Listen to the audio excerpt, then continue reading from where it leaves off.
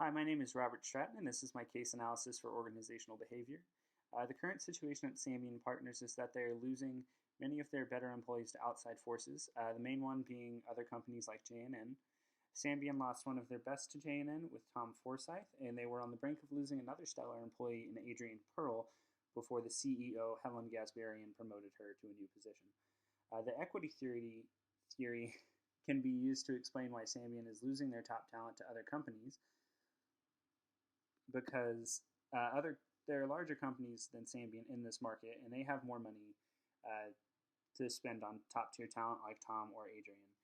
And if they can't afford to keep up with that, then they're not going to be able to keep the talent. Another reason the equity theory fits this situation well is because of the lack of motivation that some of the employees have. Like Tom Forsyth, toward the end, after he wasn't able to get the contract he wanted, Paul Bonney was in charge of that, and he wasn't able to get the two sides to meet so that Tom could handle the building that he wanted to construct. I disagree with the actions that were taken by Helen after it was leaked that Adrienne may be leaving for JNN, because although she is a stellar employee, it didn't seem like the right time to promote her as she was about to leave the company, and it felt like desperation. So if other companies are hearing about Helen's move, they're not going to think, oh, look at Symbian, they're doing amazing. They're going to think they're having to promote basically anybody just to fill their spots. I also disagreed with Mary's actions in this situation. She was supposed to do the exit interview for Tom and figure out why he was leaving, but none of her questions really got him to admit anything to her. They weren't like hardball questions, I guess. They didn't really do anything to get him to like speak on the issues he was having at the company.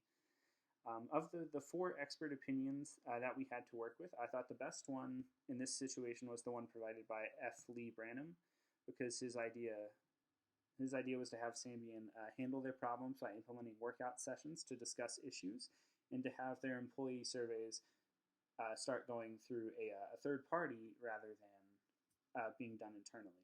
Because that was another issue we had in this situation, was that Mary handles the employee surveys, but it's internal. So if there's no trust there, like the warmth and competence framework, if that's not situated correctly, she's not going to get any straightforward answers from anyone on her staff. And then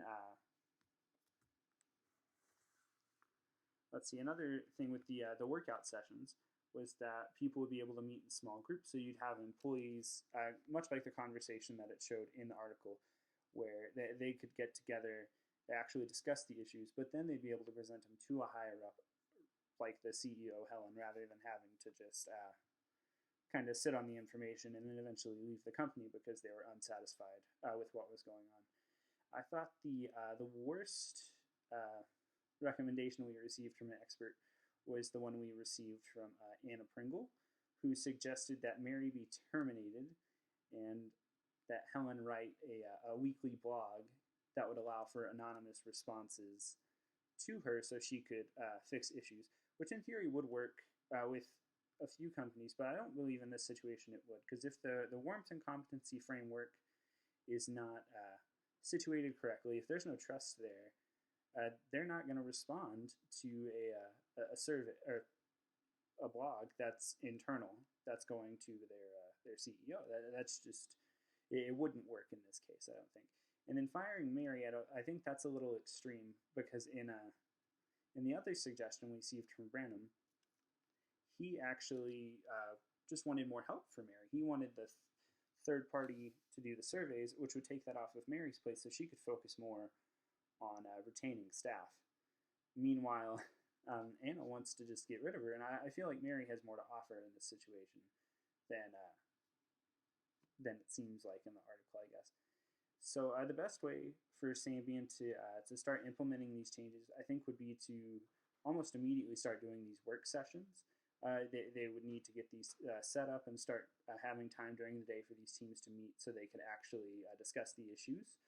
And then I think they should wait for a while before they implement another survey, at least 3 months I think would be a good time frame, and then they could have the third party release the survey to the staff, and they could get better feedback from there.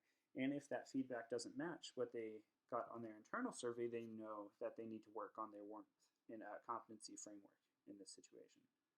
Thank you.